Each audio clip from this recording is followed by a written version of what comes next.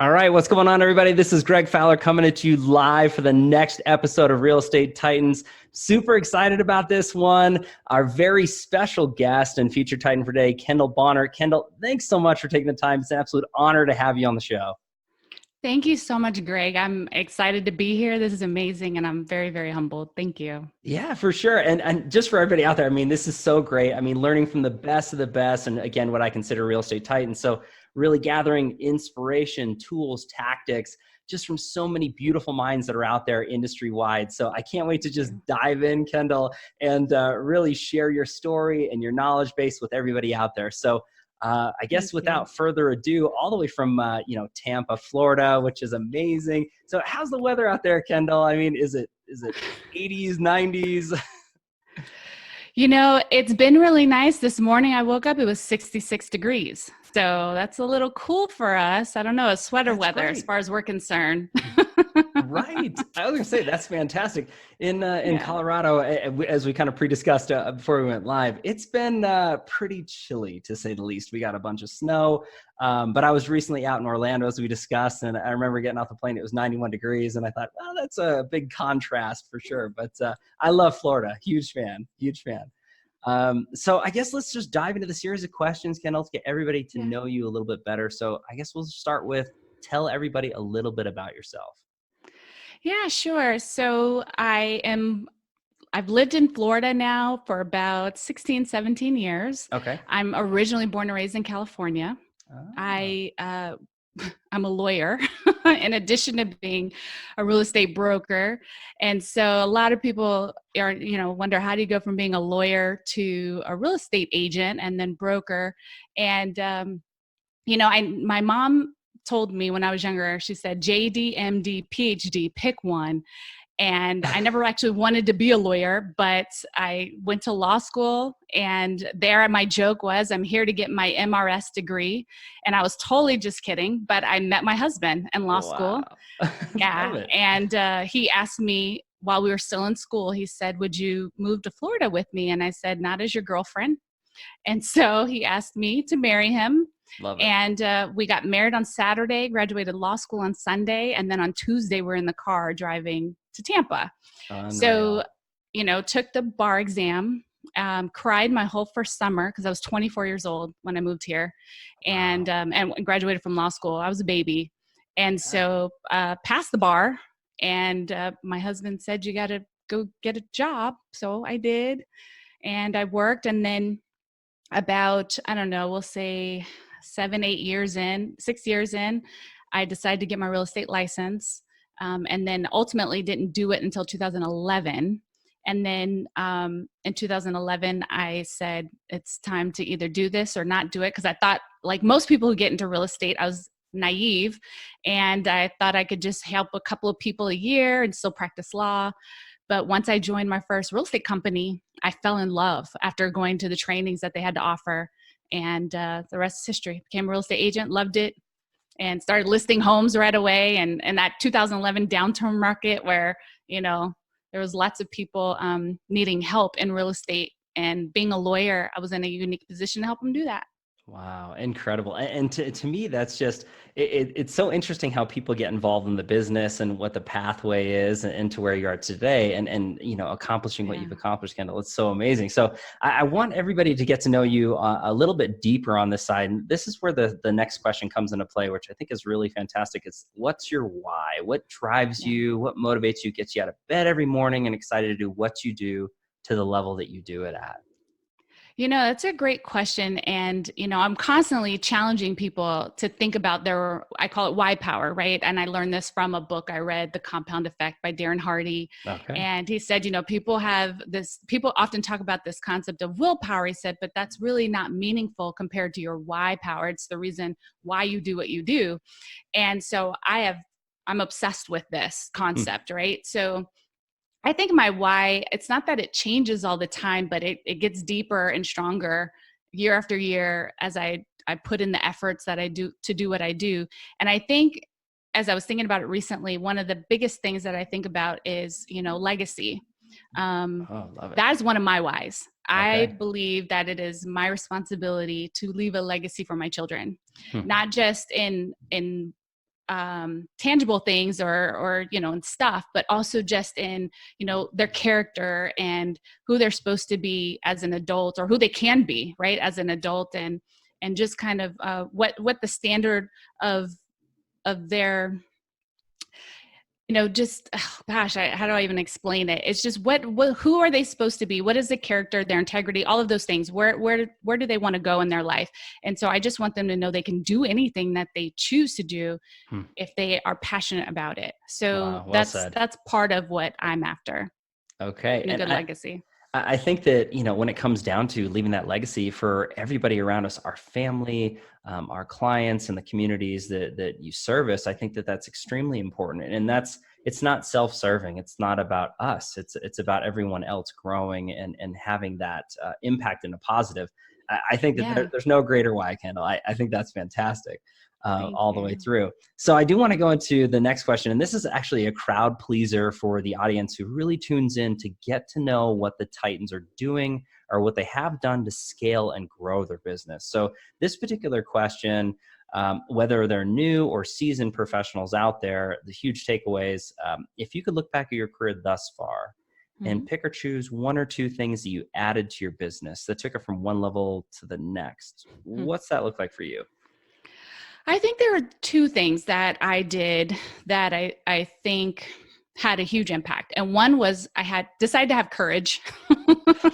Honestly, it's as simple as that. So many times we get, opportunities, and you can choose to take advantage of those opportunities and make the most of them, or you can choose to be afraid and not take that leap of faith, right? Because the future is unknown, right? So I think that was the number one thing.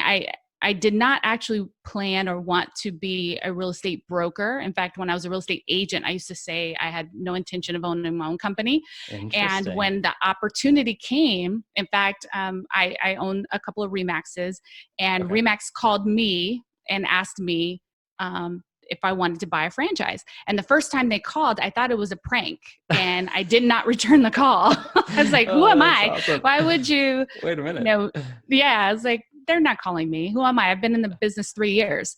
But they called again, and I took the meeting, and it opened up a whole new world to me that has blessed me so tremendously to this day. I mean, the relationships that I've gained from this network has been, amazing, and as well as all the opportunities. But had I not had the courage to open my own office and do something that I said I was never going to do, I would not be here today. Then the second thing that I did was I have an overachieving work ethic. Okay. As evidenced by, I have two hashtags that pretty much represent my brand, which are improve your hustle and level up. So it's all about growth mindset, learning, building. And I think that hunger for growth and for education and for self-improvement has been phenomenal in helping me get to where I am today, because I just crave it. So I'm constantly looking for the opportunities to improve my hustle or level up. I think that's huge, ways to look at it. And, first and foremost to addressing, main company, Remax, phenomenal company all the way through and through. And we've had so many amazing professionals on the show from those franchises directly, but the opportunity for you to own and operate your own, I mean, that's a huge honor and obviously huge success that way. Would you give any advice out there for anybody who maybe is in that particular process or going through maybe some do's and don'ts or what you wish you would have done during that time or anything along those lines? I know this is kind of off the cuff here. Yeah, no problem. So I talk to lots of people constantly thinking about opening other businesses, because I actually own a mortgage business as well. Okay. And again, courage is what it's all about. And so I get called on a lot for people thinking about making those moves. And I always try to be honest with them. It's never, there's no rose-colored glass that I could give you to look through things. Like, you need to remove those, right? Sure. It's never going to be exactly how you anticipated it to be. It's never going to be as easy as you anticipated it to be. You're never going to have planned enough to do it. You just have to get out of analysis paralysis and take a leap of faith. at the end of the day. Mm-hmm. And so, if you believe you can do it and you're willing to put in the work to do it, then do it. Wow. There's great ROI in having courage, and there's great ROI in having faith in something bigger than you that's behind you, blessing your footsteps and your opportunities. So there's a great benefit to all of that. So I love that. I choose to believe in the benefits and the return on investment as opposed to all the bad things that could happen. Yes. And it's not easy to do, but I think that mindset is crucially important, as you know, and every top producer in any field, it's really about, like you said, getting out of the analysis paralysis kind of scenario and just take that leap of faith. There's only so much research, so many conversations that you can have. It's either right or it's not. And you got to take that chance. There's always risk, Yeah. And I would say this one last point is, don't be afraid of failure, because in failure there's the lesson. That's when, I think people mess up.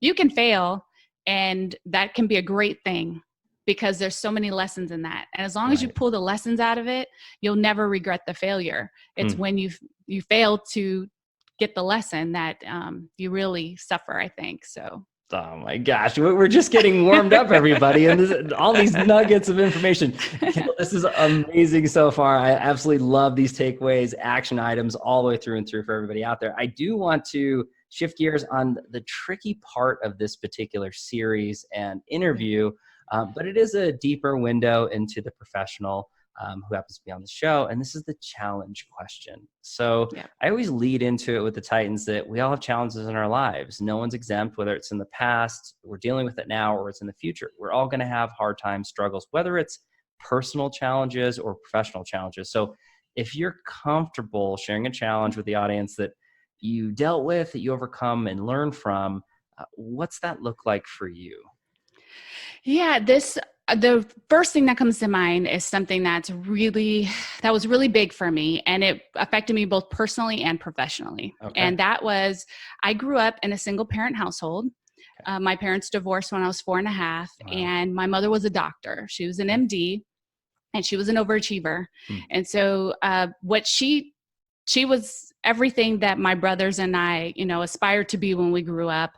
And in 2009, my mother had to come live with me because she was diagnosed with an illness, and she had dementia. And my mom was only about 51 at the time, so very, very young. Wow. And so to see someone be such an overachiever in everything that they did, she wrote a book, she owned her own businesses, she was an entrepreneur, she was a mentor and a leader in her community and her medical profession in Los Angeles. She went to medical school at a time where people were telling her be a nurse, and she wanted to be a doctor. Wow. And so, she's a very wonderful role model. And so from 2009 until she passed away in 2015, I was primarily responsible for taking care of her. And it was watching my mother deteriorate in such a fashion. I wouldn't wish that on my worst enemy. It was very similar to watching an adult become an infant again. She was mute. She, couldn't even tell me if it itched, if she was hungry, if she was comfortable, uncomfortable. We lost that ability for her to speak. She lost the ability to walk. She really just needed help with all acts and functions of daily living. Okay. And so what happened was I had someone helping me take care of her, and I had been praying that I didn't want my mom. I knew at some point my mother would pass, and I was praying and asking that she wouldn't die alone. And I said, Lord, so I'd moved her out of my home. She had lived with me. I moved her out. And then I said, Lord, I want to move her back. Help me figure this out. So without going into a long story, he arranged a scenario where my mother was in the hospital for a week. And it was during that time I learned how to take care of her so I could bring her home. I learned how to change her adult diapers. I learned how to bathe her in the bed while she was immobile. I learned how to feed her, how to medicate her. And I learned all of that during that experience. And so that happened in July of 2015. She came home with me, and I had two of my children home with me at the time, and my husband. Hmm. And we got additional help, but Okay. I was already running my Remaxes at this time, or at least the first one. And I was in the middle of acquiring a second one. I was negotiating to acquire the second franchise. And for 3 months, I was in and out of the office. And so how that affected me professionally was I had to rely on my team and my staff in the office to run the office while I was absent most of that time. And that was a real blessing to me to have such great leadership within my company, and the kindness of my agents and their forgiveness of me, my lack of presence there, you know. And they went through that with me. And that experience has blessed me so much to this day, because I'm grateful that God provided an opportunity for me to take care of my mother when she needed me most. Right. And a really quick miracle part to this story is my mom, we did not know, we thought she had frontal temporal dementia. Okay. So I wanted to submit her brain to Harvard to be studied, because, you know, we want to find a cure to Alzheimer's and to these other forms of dementia. And so with that, we couldn't leave her alone ever. And so when she passed, we needed to extract her brain very quickly so that it could be sent off to be studied.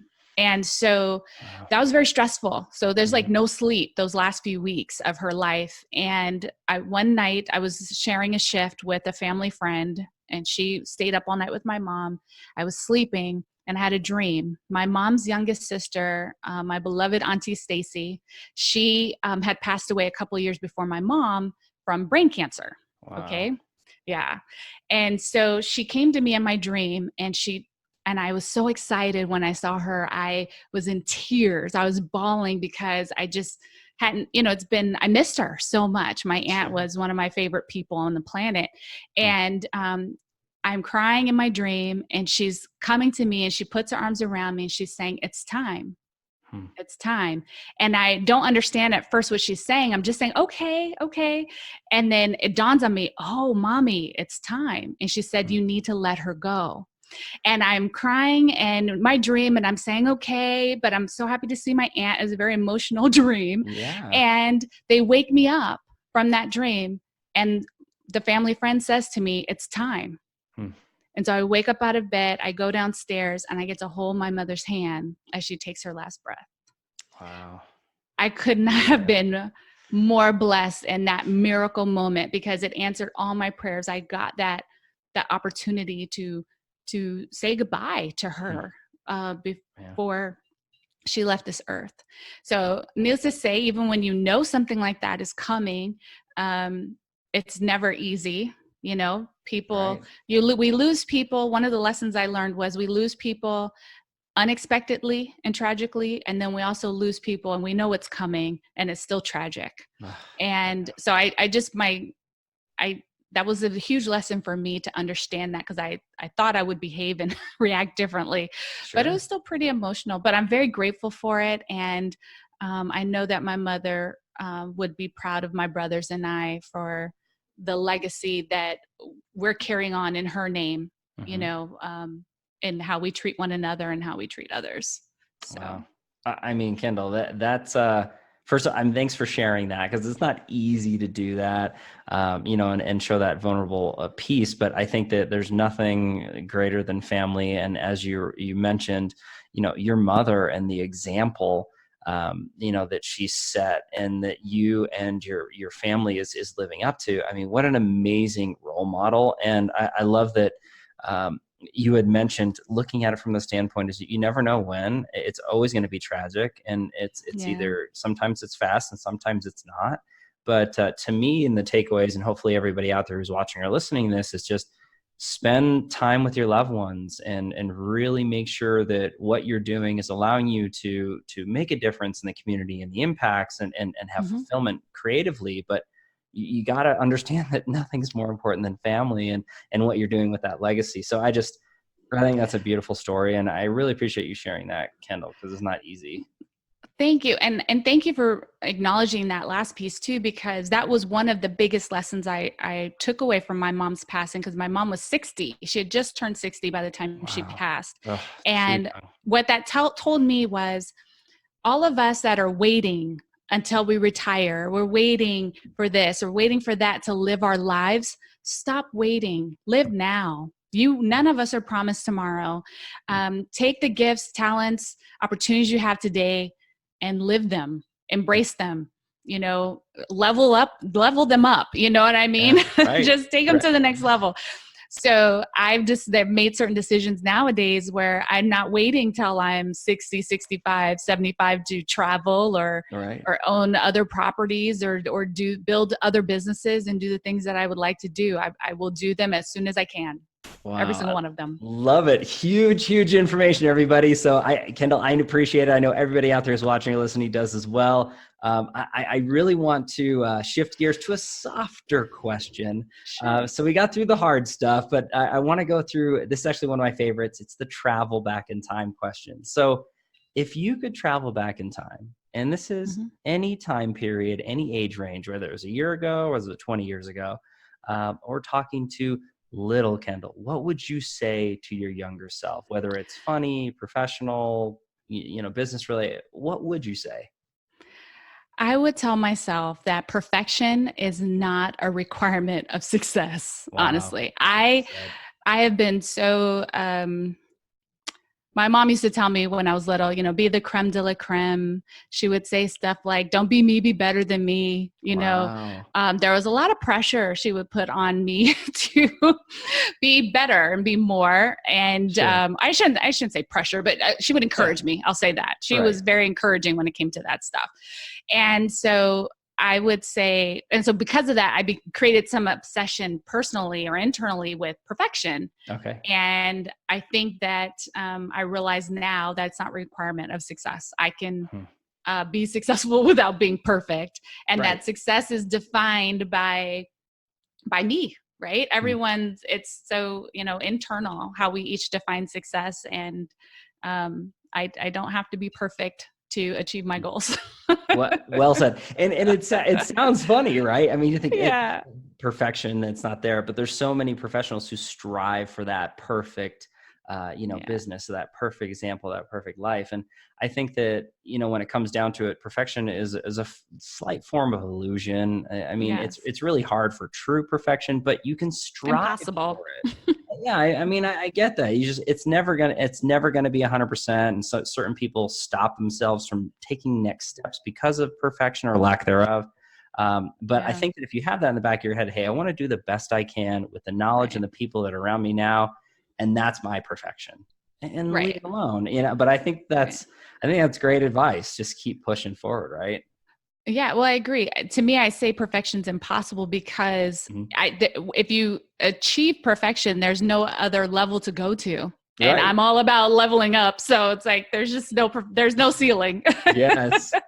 Love it. There can't be a ceiling if I, truly aspire to improve my hustle and level up. So that's perfect. I absolutely love that. Love that all the way through and through. So I want to go on this particular vein, which I think is great. And this is actually another crowd pleaser too. This is the feeding of the mind question. So a lot of the viewers, subscribers, whether you're watching or listening, they love to know what the Titans are doing to feed their minds, how they're growing intellectually.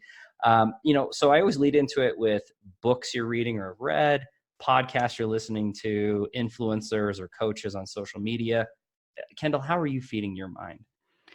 So I've got a couple of different sources, which I believe in diversifying my knowledge and my resources. Yeah. So one of the things that I would say that's had a huge influence on me is mastermind groups. So within the RE/MAX network, I invited and began a series of mastermind groups with some of the top broker owners in the entire RE/MAX network. And that mastermind group evolved into not just masterminding on topics related to broker owners, but also evolved into a book club as well. And we I asked my coach at the time for some business books to read in 2019. Okay. And so I've been reading, or the goal is to read, and I actually do read a book a month, a business book a month. That's great. Sometimes on the list, sometimes off the list. Sure. But some of my favorite books this year are The Road Less Stupid by Keith Cunningham. Oh, cool. That is a great book. It was written in 2017, very relevant today for for CEOs and business owners like myself. And so, it's very relevant today, especially with the shift in what the consumer is looking for as they try to find service providers, right? Okay. So, getting us to think about what our clients want, what we think they want versus what they actually want. He asks some really great questions and asks us to do some deep work, focused thinking on the answers to those questions and problem solving. So that's probably my number one book this year. Okay. My number two favorite book that I would recommend to people is The Compound Effect by Darren Hardy. Also with that, Grit by Angela Duckworth. Okay. When you hit walls and you're like, how do I persevere through them? Grit is a great example of what you need to push through the hills and valleys of our business. Okay. So, and then my favorite podcast right now that I'm listening to is the Social Media Examiner. It's social media marketing. Have you heard of this? I have not. So I am all about learning how to market from people that are not real estate professionals. Yeah, no, that's great. That's great. Right? That's fantastic. So Social Media Marketing with Michael Stelzner is a fantastic podcast that I would also encourage your listeners to listen to along with yours, because you have a fabulous podcast as well. Oh, thank you. Of course, absolutely. You bring on amazing guests. But that podcast also really talks about marketing. Okay. And I think that is a weakness that real estate professionals have right now in our industry, because we're so focused on marketing listings, we forget to market ourselves. Oh, well said. And I think that is an area we can improve on. And so I've been really grateful for that podcast right now. And it's been teaching me quite a bit about how to learn more about edu marketing and story selling, as opposed to some of the traditional ways that we have done business in the past. Oh, I love that. And you're looking at it from so many different perspectives. And again, that diversity with learning and growing. And I would echo with you 110%. I know people that are watching or listening and other Titans that have been on the series, marketing yourself is one of the lacking traits inside real estate right now. And I agree with that. It's about the listings, about the client, but not necessarily about us. And I think that you got to let people know who you are and what you're about and why you do it. We work with who we know, like, and trust. And Absolutely. There's only so much reach you have. And if you've been in the same market for 25 plus years, there's a certain amount of people that are going to know you, but there's still more people out there who don't than do. So I agree with you 110%. So I'm going to have that on my list as far as podcasts are concerned, because it's always good to get different knowledge. Now, I do want to touch on a few other things when it comes to your podcast and your book. So we kind of talked about this ahead of time, but IYH is your podcast. So can you talk about your podcast a little bit? Oh, thank you for that. Yes. So I have a podcast called Improve Your Hustle. Love it. I got inspired to do that over the last year, just wanting a medium to share some of the things that I've learned. I love to go and digest knowledge, and I go out and study and learn and internalize these different concepts. And then I like to test them, implement them, practice them, and then teach you how to also do it as well. So a lot of my podcasts will be talking to, other people in the industry, as well as really giving knowledge and information and value, of course, for free. That just is like, hey, these are nuggets. These are practical things that you can do to impact your business today. So that's that huge. Kind of stuff is really important to me. So I love it. Okay, awesome. And we are going to have links for everybody out there in the comments below. Again, not so you can just feed your mind, very similar to Kendall, but also that you can follow her podcast, subscribe, and go through all those different channels through social media as well. Follow along. Now, you have a book as well, and it's on Amazon and e-reads, things like that. There's so many places. So would you tell everybody a little bit about your book? Yeah, so I actually have a copy, so you can see it. Yes, love it. Yes. So a couple of agents and I wrote a book called So You Think You Want to Be a Real Estate Agent. And the reason for this was because, as you get into this business, like everyone, all of your listeners are aware, Sure. everyone thinks it's the easy business and it's Right. easy money, and it's not. Furthest from right there. Yeah. Absolutely. And so we wanted to write, give someone an introduction into the world of real estate from the perspective of, hey, we're in it. It's not as easy as it looks. Mm-hmm. We're not trying to talk you out of it, No. but we just want to kind of educate you on the pieces you're probably missing, as far as how this business works. So that was a lot of fun to do. And I wrote my own, as a part of the book, I have a broker's corner. Love so it. I add the piece of what it's like to be a broker of a real estate company. And also my joke is to be broker than your agents. So great. Well, I mean, for most brokerages, that is true. Not Right. all, but for many, there's like 86,000 brokerages in the country. So trust me, they're not all, unfortunately for those brokers, they're not all, that's why some of them still sell. Right. Right. Right. Just be perfectly honest. Sure. So, but a lot of people get into both parts of the business a little naive. I won't deny myself included, Sure. but I'm grateful for every lesson I've learned as a result. And I'm not here to tell you, no, don't do it. Just, educate yourself. Love it. And again, be aware of what you're doing and surround yourself, but you can learn from others, other great minds like Kendall's. And again, Kendall, this has been absolutely incredible, chock full of really, really great information. And I feel like I'm getting to know you, which is fantastic for everybody out there who knows and loves and respects you. There's a whole new audience out there that can love and get to know you as well. So I want to wrap everything up with a final question. And this one ends up being the quote or mantra that sums you up as a person, as a professional. What's that look like for you, Kendall? So this is super easy for me. Okay. I'll tell it to you after I tell you the story behind it real quick. So a couple years back, I was a broker owner and I had struggled. I had experienced a loss in my business that I wasn't expecting. It was really tough. And it's made me doubt, what I was doing, why I was doing this. Was it really worth it? Is this what I really want? And I read that book that I mentioned earlier, Grit by Angela Duckworth. Okay. And that book was a game changer for me. So mentally. And so what happened was, after having read the book and experiencing this challenge, I was again praying and I said, Lord, so I'm an acronym person. I love acronyms. I was an English major in college. Love it. And so alliteration, acronyms, all of that stuff is kind of my jam. Yeah. And so I was asking the Lord, this was like the birth of one of my first big acronyms. I said, I need an acronym for grit because grit is something I really need right now. And within seconds, I had this. And so my hashtag from that era, because I change every couple of years, is Got Grit. And grit stands for greatness as a result of intentional tenacity. Wow. So that is my mantra. It's in my emails. It kind of follows me everywhere I go. But greatness is a result of intentional tenacity. So if I desire to be great, I have to continue to be intentionally tenacious. And so do you. Not just you, but our audience, right? You want that, you got to have some grit.